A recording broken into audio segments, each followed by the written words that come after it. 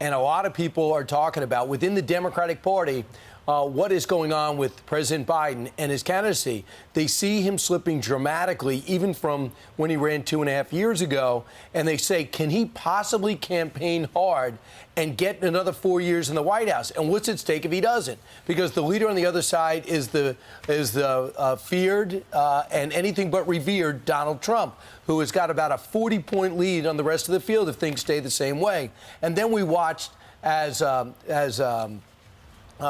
Nancy Pelosi came out and talked about how Kamala Harris is probably not the good number 2 pick. Same thing with Jamie Raskin, same thing. So people are wondering, talking behind the scenes about Joe Biden's age and Harris's competency. It makes you wonder if people like Gavin Newsom are queuing themselves up to take the mantle rapidly, get a super PAC going, and run in 2024. Well, you got to figure he wants to run, and he thinks he can win. Unfortunately, the party bosses have said, you know what, Gavin, not your turn. You're going to wait your turn. And that is why when he showed up on CNN yesterday, he said stuff like this about the amazing Biden-Harris administration. I'm a little old-fashioned. I want a guy who produces results. And the results are in. It's been a masterclass. There's simply no administration in my lifetime that's been more effective producing more substantive results. She's the best choice. I mean, by definition, if I think this administration the last 2.5 years has been one of the most outstanding administrations in the last few decades, and she's a member of that administration, she gets to lay and claim credit to a lot of that success. The answer is absolutely.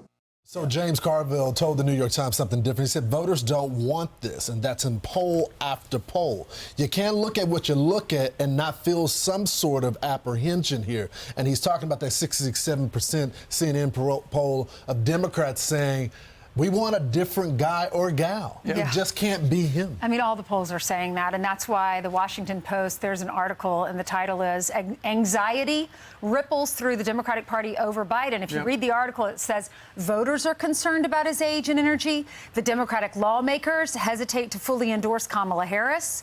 Prominent commentators are discussing whether he should drop out. It also says there's the impeachment inquiry. Then there's the DOJ indicting his son, Hunter Biden, on these gun charges. And Jim Messina, who ran Barack Obama's campaign in 2012, he says, I'm not going to say that he's fine and that it's going to be easy. He said, but America's split right down the middle. Both parties are going to get 46%, and we're fighting over the rest. I think a lot of people, more independents than ever before, more undecideds than ever before, and more people are seeing the results.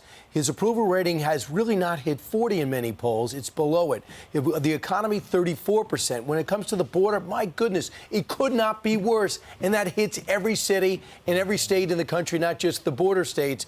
And we're witnessing it, and it can't stop. And it doesn't look like he's got his hands on the wheel internationally. Does anyone think that he's been effective in supplying money and weapons at a timely rate, even to Ukraine, a war that's rapidly losing, sadly, because it's in, I think, on our American interest, popularity, because he's not getting them what they need when they need it. So wherever you go, from Afghanistan on down, I don't see many wins, even though Gavin Newsom's pretending to see wins in between the smash and grabs taking place in his state. Yeah, well, so Gavin Newsom, in his heart, I feel, feels like he could replace Joe Biden, replace that ticket, and could win. One of the other things he said to CNN yesterday regarding whether or not he would win. There he is trying on the White House. Well, indeed, and it looks good on him, according to him. Out of town.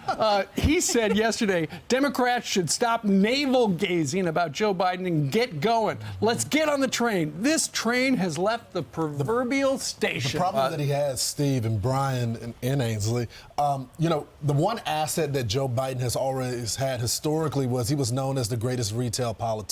Got elected at 30. He could whoa a crowd. You can't put the guy on the road. You can't put him in front of a crowd. He can't go and they don't want him to workers because he can't communicate like he used to. His time is over. Sure, he's had his gaffes over the years. Sure, he's been Uncle Joe and said something, but there was this enduring nature about him. Now the American people are hurting, and every time he steps on himself, he could even go to Hawaii. Peggy Noonan, who endorsed him, she's now saying this would be an historic mistake if he is continuing to run. NBC even is reporting that the president himself has lamented aloud that he might be dead before his son's case is resolved. Right, or before David Weiss comes up with a decision. We all might be dead. By the way, the problem with navel gazing, unless you have an innie, there's nothing to see. And that's a story that nobody wants to discuss. The other big story is, in the past, Ronald Reagan ran. He wasn't waiting for the party bosses to say, don't run against Gerald Ford. Ted Kennedy ran. He wasn't waiting for the party boss to say, don't go against Jimmy Carter. Barack Obama ran. He didn't say it's Hillary Clinton's turn.